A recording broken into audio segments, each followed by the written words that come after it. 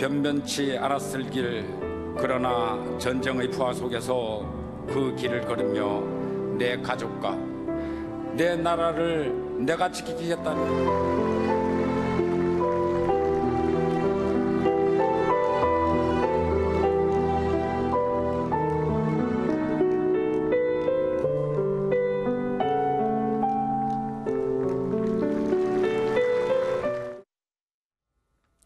오늘 추념식을 보면은 과거에 대통령 옆에 앉았던 자리에 계셨던 분들 좀 달랐습니다. 바로 사부 요인들을 보통 옆에 앉히곤 했었는데 오늘은 재작년 목함질의 도발로 부상당했던 그 병사들이 있지 않았습니까? 그렇죠. 이게 원래 뭐 이런 현충일 행사하면 의뢰의 원래 뭐 사부 요인이나 또 여야 대표들이 이제 전면에 나서서 그 행사를 하는 그런 모습 보였는데 오늘은 좀 남달랐습니다. 바로 대통령 바로 옆에 목함질의 사건으로 이제 발목을 잃었던 하지연 중사라든지 또 국가유공자 대표라든지 이런 분들이 이제 앞에 있고 또 이제 나중에 헌화와 분향할 때도 마찬가지로 이런 분들이 이제 쭉 나가서 이제 분향하는 모습 보였거든요. 지금 뭐 이런 행사의 바로 주인공들이라고 할 수가 있겠죠. 아마 그런 의미들을 좀 더 살리는 그런 행사가 아니었나 생각이 듭니다. 네.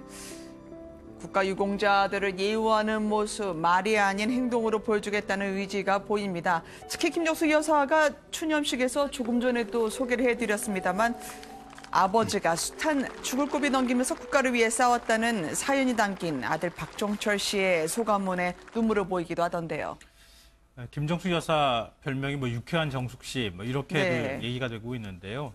또 그런 반면에 또 울보 정숙 씨이기도 합니다. 사실은 이제 그 영부인이 이렇게 눈물을 한 번씩 흘릴 때마다 많은 분들이 좀 감동을 받기도 하고 그렇게 하는데요. 지난번에 이제 군 의문사 연극을 상영했을 때도 그때 연극 보면서 눈물을 흘렸다 그런 얘기가 있었고 또 민원인이 찾아와서 그 내용을 얘기할 때도 눈물을 흘린 적도 있었고 그리고 이 언니인 숙명여고 출신의 언니 동창생들이 꽃다발 전했을 때도 그때도 눈물 흘린 적이 있습니다. 오늘도 역시 상위 군경의 어떤 그 힘든 사연이라든가 과거 6.25 때 시절의 얘기를 이제 전해드리면서 눈물을 또 흘리기도 했는데요. 그러니까 우리 그런 얘기가 있잖아요. 100마디 말보다 한 번의 실천이 훨씬 더 소중할 수 있다. 저 눈물 한 번으로 많은 분들이 위로를 받지 않을까 그런 생각이 들고요.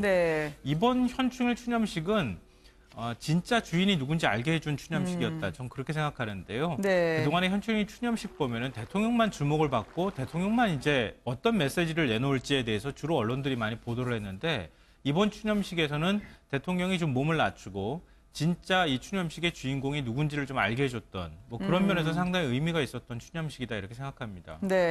함께했던 전우와 함께 살아 돌아오지 못했던 그 날들 때문에 밤잠 뒤척인다는 아버지에 대해서 얘기했다는 아들의 바로 소감문이었습니다.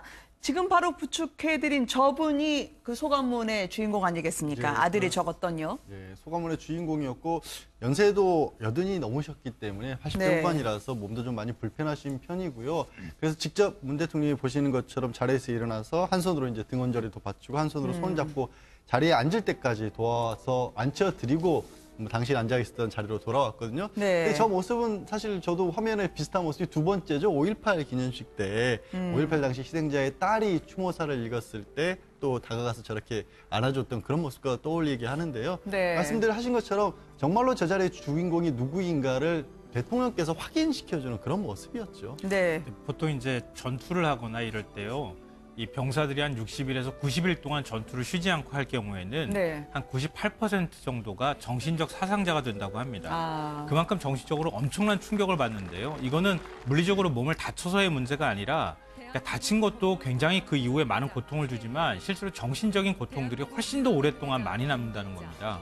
그러니까 그런 분들한테 어찌 보면 현충일은 많은 분들한테 자긍심을 주는 날이라기보다는 굉장히 많은 분들이 힘든 기억을 다시 떠올리는 날일 수도 있거든요. 그렇기 때문에 더더욱 치유라든가 위로가 더 필요한 그런 날이라고도 할 수 있는데 그런 측면에서 대통령이 몸을 좀 더 낮추고 유공자들한테 다가가려고 하고 또 그 유족들한테 다가가서 손을 잡아주는 장면이라든가 이런 모습들은 앞으로도 좀 계속됐으면 좋겠다. 이런 게 그냥 단순히 보여주기의 차원의 모습이 아니라 뭐 이번에 이제 국가보훈처를 장관급으로 격상한다거나 이런 것처럼 그러니까 구체적이고 실질적인 어떤 지원들까지 함께 가는 그런 방식의 어떤 현충일 추념식이 됐으면 좋겠다 이렇게 생각합니다. 네. 현충일은 법정 공휴일 중에 유일하게 국경일이 아닙니다. 네. 그러니까 현충일은 순국 선열과 전몰 장병을 추모한 날이지 나라의 경사스러운 날이 아닙니다. 그렇기 때문에 그 현충일의 주인공은 순국 선열과 전몰 장병이 되어야 되는 거고요. 그렇기 때문에 국가의 그 높은 분들이 그 주인공 자리를 차지하는 것은 네. 바람직하지 않았다 그렇게 생각합니다. 네. 중앙보훈병원에 방문해서 환자들을 격려한 문재인 대통령 내외의 모습이 오늘 계속 보도가 되고 있습니다. 지금 한 분 한 분 격려 문구를 적는 문 대통령 그리고 김정숙 여사까지 모습이 좀 전해지고 있는데요. 속보로 말이죠.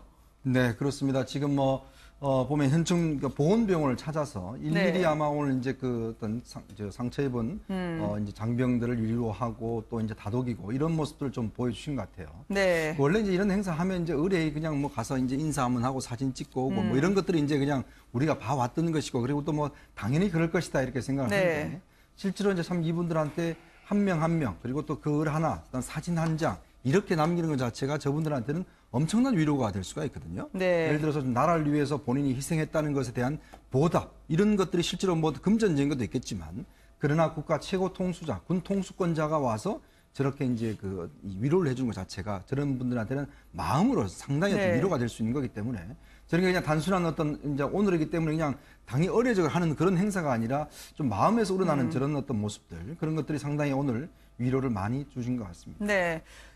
참전 유공자 부축하던 문재인 대통령 보고 계십니다만 오늘 추념사에서 그렇지만 그 참전, 6.25 전쟁이라는 직접 언급은 하질 않았습니다. 왜 그럴까요? 아무래도 이게 지금 시점이 우리 네. 정부가 이제 조금 북한과의 새로운 관계의 도모를 많이 하고 있지 않습니까? 민간 차원에서 교류 같은 것도 지속적으로 계속해서 지금 승인이 이루어지고 있는 상황이었고 네. 또 6.25 전쟁이라고 했었을 때는 남과 북이 대치되는 그런 어떤 모습이 더 강조되는 반면에 문 대통령이 언급하셨던 단장의 능선이나 이런 부분은 실제 그 전쟁에서 참전해서 싸웠던 일반 국민들의 아픔들을 더 부각시키는 그런 측면도 있기 때문에 북한에 대한 어떤 자극보다는 그 전쟁의 아픔을 더 강조하는 데는 오히려 6.25 한국전쟁 이런 부분들이 빠지는 것이 더 효율적이라고 생각을 하셨을 수도 있을 것 같고요. 실제 이게 뭐 정권에 따라서 꼭 이게 6.25나 한국전쟁을 강조하는 건 아니었습니다. 지난 정권에 이른바 보수 정권으로 분류되는 쪽에서도 필요한 상황에서는 상황에 따라서 6.25란 말을 언급을 안 했던 경우도 있었기 때문에 네. 그런 여러 가지 면을 다 고려를 해서 일부러 아마 빼신 것으로 보입니다. 네, 이번에 이제 남북 관계 개선 의지나 이런 시그널을 좀 보여줘야 되겠다. 네. 이런 이제 차원의 목적이 가장 컸었을 거라고 저는 생각하는데요. 네. 그 외에도 사실 문재인 대통령이 추념사 낭독하는 내용들을 이렇게 보면은 거기 안에 굉장히 좀 중요한 의미가 담겨 있는 것들이 많습니다. 네. 그동안에 우리가 이제 국가 유공자라든가 이런 이제 유공자의 범위나 개념들을 따질 때 6.25 상위 군인이라든가 유공자라든가 이런 분들을 주로 이제 많이 언급을 해왔는데요. 그 개념을 좀 확장을 해버렸습니다. 네. 그러니까 독립유공자도 거기에 포함되고요. 그 범주에. 그리고 이제 베트남 참전 용사. 그 다음에 산업화 과정에서 많은 분들이 희생을 당했던 또 자기가 헌신적으로 그 많이 국가를 위해서 노력했던 노동자들의 문제라든가 민주화 과정에서 그때도 이제 희생당했던 분들이나 이런 개념을 좀 확장했다고 하는 점에서 이번에 또 의미 있는 현충일이 아닐까 그런 생각을 해봅니다. 네. 홍준표 전 지사가 또 한마디 할 것 같은 느낌이 또 들긴 하는데 말이죠. 오늘 추념식장에서 주목을 받은 한 사람이 있었습니다. 추도시를 낭송하던데요. 배우 이보영 씨 말이죠. 현충일하고 어떤 관계가 있는 분일까요? 일단 원고를 거의 다 외운 듯 유족들과 눈을 맞추면서 읽었다는데 함께 가보시겠습니다. 모른 척 돌아서 가면 가시밭길 걷지 않아도 되었으련만 당신은 어찌하여 푸른 목숨 잘라내는 그 길을 택하셨습니까? 시린 새벽 공기 가르며 무사 귀환을 빌었던 주름 깊은 어머니의 아들이었는데 바람소리에도 행여님일까 문지방 황급히 넘던 눈물 많은 아내의 남편이었는데 무슨 일로 당신은 소식이 없으십니까? 많은 분들이 아마 궁금해하신 모양이에요. 보험과 관련해서 특별히 개인적인 인연이 있어서 이 자리에 나왔는지 말이죠. 뭐 특별한 인연은 없는 것 같습니다. 저도 아마 뭐 무슨 인연인지 좀 살펴봤는데 네. 뭐 어떤 소속사 측에서도 뭐 특별한 인연은 없고 일단 이제 오늘 그 보면 유연숙 씨의 작가 시 넋은 별이 되고 뭐 이걸 낭독을 했는데 네. 뭐 굉장히 아주 차분하게 잘 낭독을 한 것 같고 특히 이제 그 전에 장사익 씨가 이제 그 모란이 피기까지는 노래를 했습니다. 근데 이제 그 노래 이후에 이제 바로 이제 이 시를 읽을 때 유가족들이 상당히 그 눈물을 많이 흘렸어요. 상당히 이제 감동적으로 어떤 시를 낭송을 했는데 알고 보니까 예전에 이제 이보영 씨가 이제 MBC 아나운서 시험에도 뭐 합격을 네. 했고, 그리고 뭐 떨어지고 해서 딴 데도 떨어지고 해서 또 승무원도 되기도 하고, 또 서울여대 국문과를 나와서 아무래도 이제 이 시와 관련된 좀 인연도 있고, 목소리도 이제 최근에 뭐 드라마가 이제 끝났지 않습니까? 그래도 뭐 지명도도 높고 해서 네. 막 그런 이유로 이제 아까 이제 매년 보면 지금 이제 이 시 낭송은 꼭 이제 배우들이 도맡아 네. 왔습니다. 우리 저 아시겠지만 박근혜 전 대통령 현빈 씨가 나와서 뭐 때 또 그 이후에 또 뭐 길라임이냐 뭐 이런 네. 이야기도 했었지만 작년에는 이서진 씨가 나왔었죠. 네. 아무래도 이 시낭동은 주로 이제 연예인들이 많이 담당해서 어떤 좀 극적인 효과 뭐 이런 것도 아마 좀 있는 것 같습니다. 네, 상당한 취재력을 보여주신 이현종 문화일보 논설위원이었습니다. 보통은 이런 기념에서 훨씬 더 많은 분들에게 공감 능력을 가진 분들이 될 거라 생각해서 연예인분들이, 배우분들이 나와서 낭독을 하거나 헌시를 하는 경우도 적지 않았죠. 배우 이서진 씨, 추모 씨, 이승기 씨가 애국가를 제청한 경우를 박근혜 전 대통령 당시 보시지 않았습니까?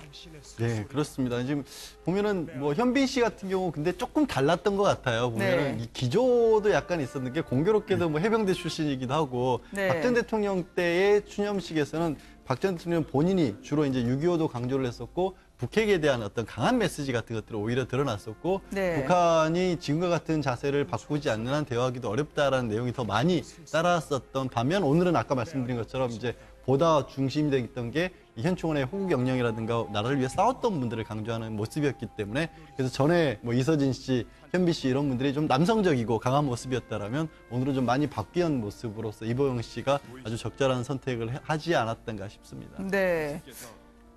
워낙 그때 현빈 씨는 군인이었을 때 나왔죠. 해병대였죠. 네. 그리고 이서진 씨는 자신의 가족이 국가유공자 예, 출신이고요. 그렇습니다. 네.